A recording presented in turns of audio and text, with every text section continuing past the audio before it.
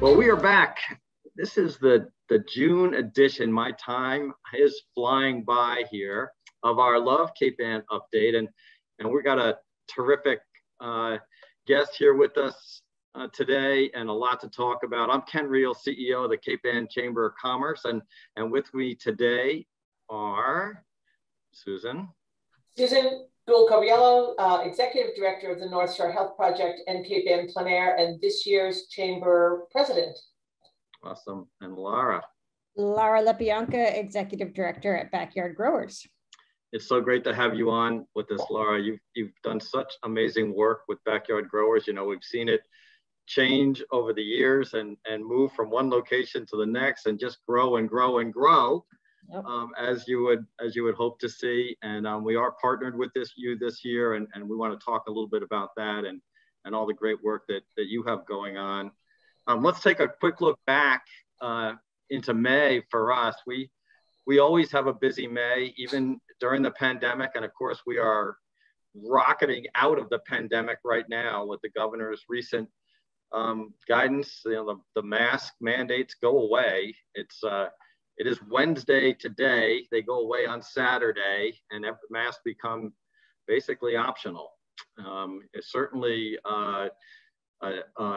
encouraged for those not vaccinated, but those of us that are vaccinated, it's really optional. And so that's going to change the business environment greatly. And I think what we should mention is that each business will continue to have their own regulations that may be stricter than what the governor is recommending at this point. So I think everybody just has to be really flexible. Always have a mask in your pocket, have it with you when you're going into a store or a restaurant or anywhere, just to be sure that should regulations change from storefront to storefront, you're prepared to do whatever they ask you to do. I never leave home without mine, actually. I've gotten used to a mask around my neck, so it's going to be rakish. I like it. It looks kind of rakish. It looks good on you, Ken. I thought it was like one of those, what are those called? Cravats or something? Yes. Yeah. Maybe I just need a beret to go along with it. It'll complete the image. We had a fantastic education fundraiser at Bass Rocks Golf, actually just this past Monday, with almost 120 golfers. It was really a great turnout. We can do more in this format because we didn't do shotgun. You know, we played all day, and Susan, it was so great having you there, a registration to meet all of our golfers and say hi. And everyone was in really good spirits. We had a beautiful weather day, and the course was in terrific shape, and just a wonderful way to support all of our work that we do with the local schools. It was really so much fun, and it's not just a matter of the golfers paying to play, but every time there was a raffle, every time somebody hit them up for a raffle tickets, they were pulling out their wallets and buying raffle tickets. And all of that money, of course, goes to the scholarships for the chamber. So it was so much fun. You may see a little bit of sunburn. It's not as red as it looks on the camera. I did get some sun, and I didn't mind it because it felt so good being outside on a beautiful Monday morning. So that was a lot of fun. It really was. And then big news, our 2021/22 publications are in the house, and they are beautiful. 260,000 pieces of Cape Ann guides, Cape Ann maps, Rockport maps, and we are distributing like crazy to get them out before the unofficial start of summer, Memorial Day weekend. And the messages to our businesses and anybody in the community who wants one or more, come on by the chamber, pick them up. And if you want us to deliver, we will. In fact, every resident and business on Cape Ann will get a guide in a ad packet or as part of the Gloucester Daily Times as an insert over the next week. They're going to be going out either this week or next week. So that's the way that we get them out into the community. It's a wonderful compendium on all that there is to do on Cape Ann, including a lot of our nonprofits and arts and culture and all the events, and all of our members are represented in the guide as well. 75,000 copies, and it's online. It's online on multiple websites. Everything is linked. So a tremendous amount of work, and we're very proud of the pieces. Susan has a nice welcoming letter right up front, which is terrific. And we're looking forward to getting those out into the community. Onwards. Let's move forward. Let's talk about you, Lara. Okay. what are you doing anyway? Tell us about you and your organization. Okay, so we are in the midst of our super busy spring season.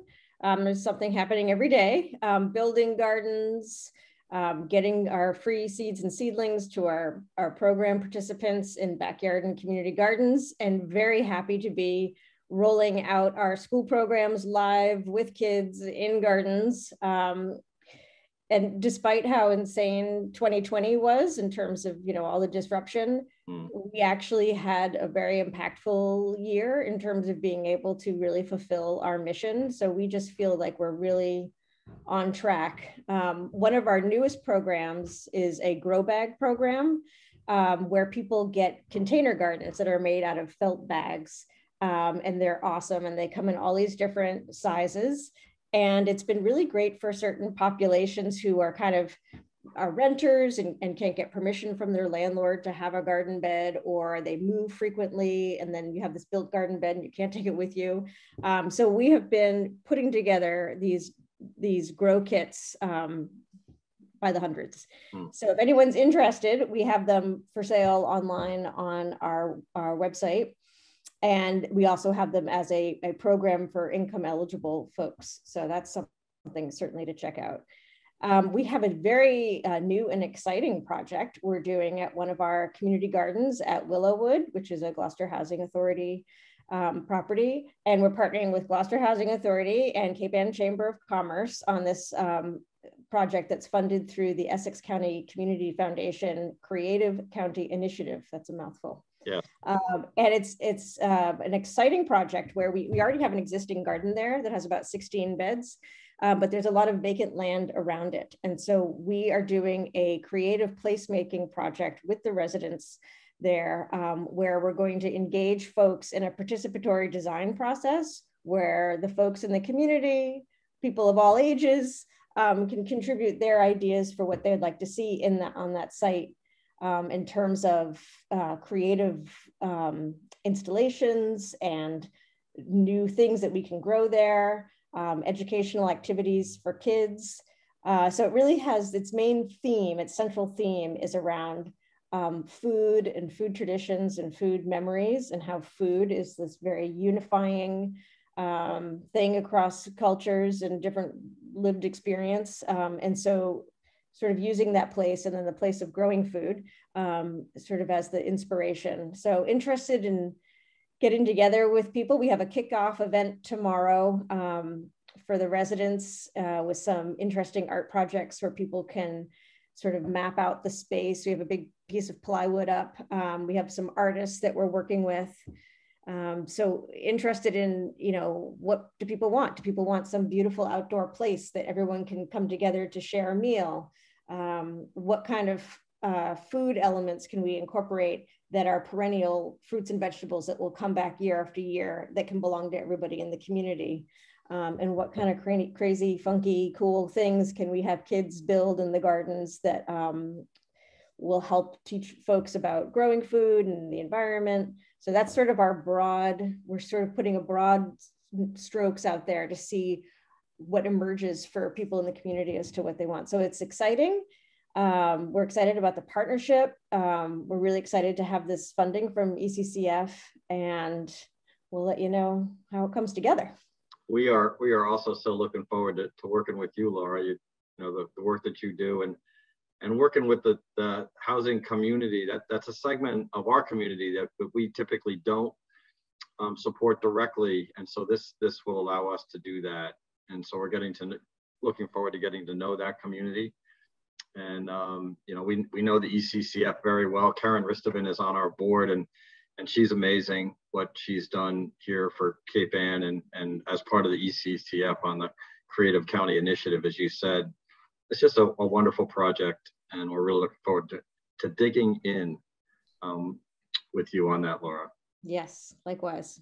What are some specifics, Ken? How is the Chamber supporting specifically? Yeah, so promotion, in part, getting the businesses informed and engaged on the work. We're actually, it's a logistical knit, but Laura and her team needed some help in the setup for tomorrow evening, and we were able to connect with a local business who was able to help with that setup as an immediate example.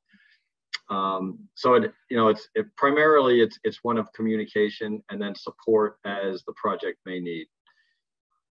And in terms of long-term, we've been talking in our partnership about, in the future, how that space could be used for educational components, where the chambers comes in and does a workshop on any number of career or business topics for people there. And then, I was going to say a whole other thing, and now I can't remember what it was. Well, if you want to think for 1 second, then I'll just pop in and say that any nonprofit can reach out to the chamber if there's an initiative or a grant that you're applying for, or if you need some sort of community support and partner, definitely do contact the Chamber of Commerce to see how the chamber can support you in your endeavor. We always do try to support those nonprofits who come to us with initiatives if they're looking for direct support, or like Ken described, sort of ancillary support in getting the word out or whatever, just being listed as a community partner. It's a great way for nonprofits to be better known out in the community, for community to get to know nonprofits better and what the work that they do. So I would really just encourage everybody to reach out to the chamber when and if you have some sort of initiative you'd like to have some support with, and we'll see how we can help you if it fits within our guidelines. Yep, Awesome. terrific. I remembered my second thing. Go ahead, Laura. We're looking forward to working with chamber members for various components of the project that may emerge. So if we're needing to construct something or work with a landscaper, working through Ken and the chamber membership to get folks involved with the project. Awesome. We've got a great contractors group, and they're always looking for projects, and that's one way that we can support that. I'll also say, to Susan's point, almost all the nonprofits on Cape Ann are members of the chamber, because number one, we make it really easy and inexpensive to be a member, and number two, we offer tremendous benefit in being able to connect not only within the nonprofit community, but to the business community, because the nonprofits are supported by the businesses. And so there's a really nice relationship there, and the chamber serves that role well. There's a group we were just talking about before the session here called Development Warriors. That is a group of nonprofits, and Lara, you're in there, and Susan, you're going to get involved, and that group is actually going to become a chamber committee, which we're very excited about. We have nonprofits on a lot of our committees already, but this one will just be focused on the nonprofit community and challenges and opportunities, and how can we best work together to go after those. And I just want to give a shout out to the woman who put the Development Warriors together to begin with, is Aria McElhaney, who at the time was the development director at Backyard Growers. And it was cool to see her pull together different leaders throughout Cape Ann. So yeah, awesome. We'll see where it's led to. I've met with Aria recently, and Christine Armstrong from our board is also on in that group. And of course, Aria is now leading GEF Cluster Ed Foundation and just doing a terrific job there. So I'm excited to get to know the group better and help out. They're not just a group, they're warriors. Oh, excuse me. No, warriors. Okay. I stand corrected. Let's talk about June, Susan. We got a little event coming up in a couple of weeks. What's going on?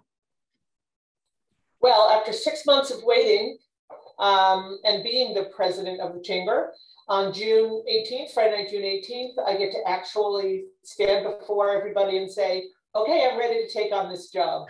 We're so excited about the annual dinner. It's at Maritime Gloucester. At the time when we were planning it, we were constricted by COVID regulations.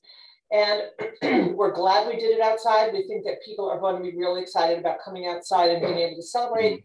We're going to have really great food from Vernon's Catering in Essex and Madhouse.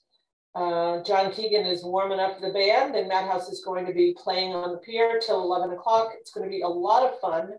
There are sponsorships available. I think it's sold out, but if you wanted to call the chamber to possibly get on a wait list, you could still do that, although I'm probably not supposed to say that, but please do if you have not gotten your tickets yet. It's Friday night, June 18th. It's very casual. It's not the usual dress up and wear a corsage kind of event. It's shorts and t-shirts and jeans and sandals. So we really want to make it light and easy and fresh and fun to say hello to me in the middle of my year, goodbye to Tony, who ended his presidency in last December. So it's sort of an odd time of year for this, but we're super excited about it. It's going to be a lot of fun. We are indeed. That'll be the first time in almost a year and a half, really, since our last celebration that we have been back together. And, you know, we're starting to do events now in person. We actually did a ribbon cutting yesterday in Rockport. It was a lot of fun, and tourism mixer a few weeks ago. But this will be, you know, almost close to 200 people on the docks, and it's just going to be great seeing everybody and being able to catch up in person, which we have not been able to do. We're really looking forward to it. And that sets us up for the summer. We are planning our summer events, the block parties, waterfront festival, festival by the sea. It's happening. It's happening this year. And the other events, you know, the one unfortunate loss is St. Peter's is not happening. Horribles Parade, I think maybe on the fence. No, it's not going. Yeah, I thought I may have seen that. I don't think so. They're doing the fireworks. They are doing the fireworks, yeah, but I don't think they're doing the parade. Yeah, I think the Rockport parade is happening. Rockport is, yeah. Mm-hmm. So it's going to be a really great summer, just getting back together and celebrating and enjoying life as we used to know it is going to be so fun. And then lastly, we've got a big thing going on with a neighboring community. Susan, you want to give a short update on that? Sure, and I excuse the banging in the background. My office is in a very busy location. There's a lot going on out there right now. Hear it. We are inviting Ipswich and joining with Ipswich to have them be our 5th Cape Ann community under the Greater Cape Ann Chamber of Commerce umbrella. We're so excited about this. Ipswich approached us a couple of months ago. It's the right fit. They need support. We would love to support them. You know, Ipswich is on the corridor between 95 and Cape Ann, so it's a natural fit for us. Every meeting we have, they explain to us how they were originally part of Cape Ann, and we let them continue to do that because we want them to feel that they are part of the geographical location that is Cape Ann. So we're really excited about that. We're happy to invite all of their members to join us, to get to know us a little bit. We hope that you will all get to know Ipswich a little bit. I drove yesterday from Gloucester, from my office here on Center Street, over to Tri-City Sales in Ipswich on Route 1A, whatever road that is. And it took me half an hour. So you can get there from here. It's just over the bridge and around over the river and through the woods, and you get to Ipswich, our newest community member, and we're so excited about this. And Ken, you may have more to add about it. I don't know if there's anything technical we need to talk about, or just be really happy that this is happening. It's good for the chamber and it's good for Ipswich. That was great. Thanks, Susan. I don't have anything to add. It's not a done deal yet. It will be soon. And as you say, all the communities will benefit. Our members will benefit. Ipswich members will benefit. It's going to be a nice addition for all of us. So that's a lot of ground to cover. Lara, thanks so much again for joining us. I'm looking forward to seeing you tomorrow afternoon over at Willowwood. That's going to be great. And working with you on this project and others. That's a wrap. That's a wrap for the June update. We will be back here in a month, and we're really going to get into the summer plans. But until then, be safe, and we look forward to seeing you around Cape Ann. Great. Thank you. Thanks so much, Lara. Thanks for joining us. Thank you. Bye, everybody. Bye.